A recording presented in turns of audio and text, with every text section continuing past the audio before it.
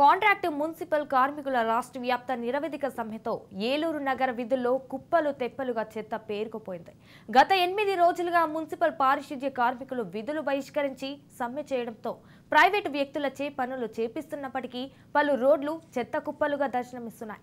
దీనిపై మరింత సమాచారాన్ని మా కరెస్పాండెంట్ మురళి అందిస్తారు. మున్సిపల్ అవుట్సోర్సింగ్ ఉద్యోగులు పారిశుద్ధ్య కార్మికులు కూడా గత 8 రోజులుగా నిరసన చేపట్టారు. పారిశుద్ధ్యం ఎక్కడికక్కడ నిలిచిపోయిన పరిస్థితి అయితే ఉంది. మున్సిపల్ అధికారులు ప్రైవేటు వ్యక్తులను పెట్టి పారిశుద్ధ్యం పనులు చేపిస్తున్నప్పటికీ కూడా నగరంలో చాలా చోట్ల చాలా డివిజన్లలో కూడా పారిశుద్ధ్యం పేరుకుపోయిన పరిస్థితి అయితే ఉంది. దీనికి సంబంధించి మనతో మాట్లాడడానికి పారిశుద్ధ్య కార్మికులు ఉన్నారు. చెప్పండి, అసలు ముఖ్యంగా మీ డిమాండ్లు ఏంటి? ప్రభుత్వానికి మీ డిమాండ్లు తీసుకెళ్లారా? మేము గత 30 సంవత్సరాలుగా మున్సిపల్గా నగరపాలక సంస్థలో పనిచేస్తున్నాము. మాకు జగనన్న గారు ఎన్నికల ముందు వాగ్దానం చేశారు. మేము అధికారంలోకి వచ్చిన 6 నెలలకే మిమ్మల్ని పర్మనెంట్ చేస్తాను, సమాన పనికి సమాన వేతనం ఇస్తాను అన్నారు. కానీ మాకు మాట తెప్పను మడమ తెప్పను అన్నారు. మరి ఎందుకు ఇప్పుడు మాట తెప్పుతున్నారు మాకు అర్థం కావట్లేదు. మేనిఫెస్టోను భగవద్గీత గాను ఖురాన్ గాను బైబిల్ గాను గుర్తించమన్నారు. మేము అలాగే బైబిల్ గాను భగవద్గీత గాను ఖురాన్ గాను భావిస్తున్నాము.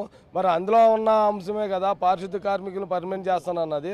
అసెంబ్లీ సాక్షిగా మీరే అన్నారు.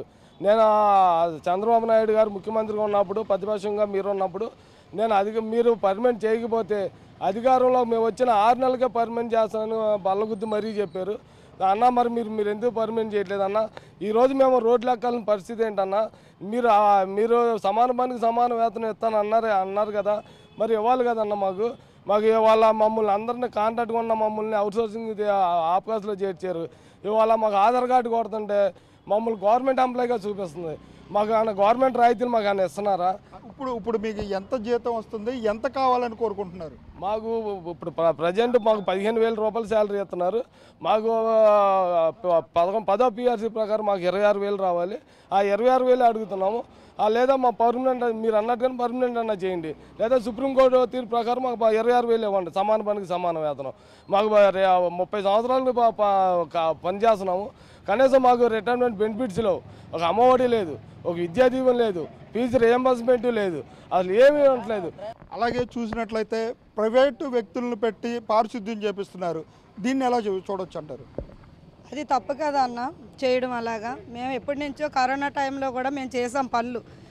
మా ప్రాణాలు అడ్డుపెట్టి వాళ్ళ ప్రాణాలు కాపాడి మేము చేసాం. అప్పుడు మమ్మల్ని గుర్తించలేదు ఎవరోను. ఇప్పుడు కూడా మేము రోడ్డు ఎక్కవలసిన పరిస్థితి ఏంటి మాకు? అసలు మేము రోడ్డు ఎక్కాము. ఇప్పుడు మేము 8 రోజుల నుంచి ధర్నాలు చేస్తున్నాం, కానీ ఇప్పటి వరకు మేము బయటకు రాలా. అక్కడ కూర్చొని మేము ధర్నా చేస్తున్నాం. వస్తారు మా దగ్గరకు వచ్చి ఏదో చెప్తారు అని ఆస్తం మేము ఉన్నాం. ఈ రోజున ఇప్పటి వరకు ఎవరూ రాలా. అందుకే మేము ఈ రోజున రోడ్డు ఎక్కవలసి వస్తుంది. బయట వాళ్ళని పెట్టి పనులు చేపిస్తున్నారంటే అవి ఆపుకుందామని మేము బయలుదేరాం. అలాగే చూసినట్లయితే ఏలూరుకి సంబంధించి ఎంతమంది పారిశుద్ధ్య కార్మికులు ఉన్నారు? అలాగే రాష్ట్ర వ్యాప్తంగా ఎంతమంది ఉన్నారు సమ్మెలో? ఏలూరు మున్సిపాలిటీలో కాంట్రాక్ట్ అవుట్సోర్సింగ్లో 840 మంది కార్మికులు పనిచేస్తూ ఉన్నారు. ఇందులో ఒకరిద్దరు మినహా మ్యాక్సిమం 800 చిల్లర ఈ రోజున సమ్మెలో ఉన్నారు. పోటీ వర్కర్లను తీసుకొచ్చి ఇక్కడ ఉన్నటువంటి మున్సిపాలిటీ పనులు చేయించే ప్రయత్నం చేస్తూ ఉంటే ఈ రోజున అడ్డుకోవడం జరిగింది. గత 8 రోజులుగా రాష్ట్ర వ్యాప్తంగా అన్ని మున్సిపాలిటీల్లోనూ కూడా సమ్మె విజయవంతంగా కొనసాగుతూ ఉంది. రాష్ట్ర ప్రభుత్వం నిన్న ఒక జీవో ఇచ్చింది, కానీ అసలైన సమస్య ఏదైతే ఉందో వేతనాలు పర్మనెంటు ఆయన ఇచ్చిన హామీల ప్రకారం అమలు చేయాల్సినటువంటి సమస్యల మీద మాత్రం మంత్రివర్గం చర్చించలేదు, ఎటువంటి జీవో ఇవ్వలేదు. కాబట్టి ఈ సమ్మె కొనసాగుతూ ఉంది. ఈ సమస్యలను పరిష్కారం చేయాలని చెప్పేసి ప్రభుత్వాన్ని కోరుతా ఉన్నాం. అంతేకాదు కాంట్రాక్ట్ అవుట్సోర్సింగ్ వర్కర్స్ అందరినీ కూడా పర్మనెంట్ చేస్తున్నారు. లేని పక్షంలో సమాన పనికి సమాన వేతనం ఇస్తామని చెప్పేసి ఆ రోజున వాగ్దానం చేసినటువంటి జగన్మోహన్ రెడ్డి గారి హామీని అమలు చేయాలని చెప్పేసి మేము డిమాండ్ చేస్తూ ఉన్నాం. క్లాబ్ డ్రైవర్లకి జీవో నెంబర్ 7ని అమలు చేయాలని చెప్పేసి కోరుతా ఉన్నాం. స్టార్టింగ్లో 9,000 చిల్లర జీతం ఇచ్చేవాళ్ళు, తర్వాత 11,364కి జీతానికి వెళ్ళారు. మాకు మొత్తం మీరు 364 రోజులు పనిచేయాలని చెప్పి యాజమాన్య సిబ్బంది మమ్మల్ని బాగా వెట్టి చాకరీ చేయించడంతో మేము అధికార సిబ్బంది అయినటువంటి కమిషనర్ని కూడా కలిసి ఎన్నో రకాలుగా లెటర్స్ కూడా ఇచ్చాము.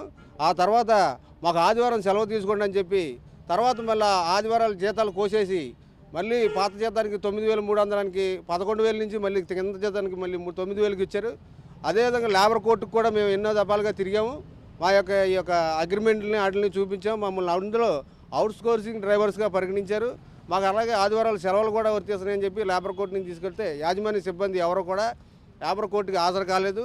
అందులో క్లియర్గా ఆ లేబర్ ఆఫీసర్ కూడా క్లియర్గా మీకేం వర్తిస్తాయి అని చెప్పి క్లియర్గా పేపర్ ఇచ్చి మినిట్స్ ఇచ్చారు. అవి తీసుకుని మేము కమిషనర్ గారిని కూడా కలిసాం.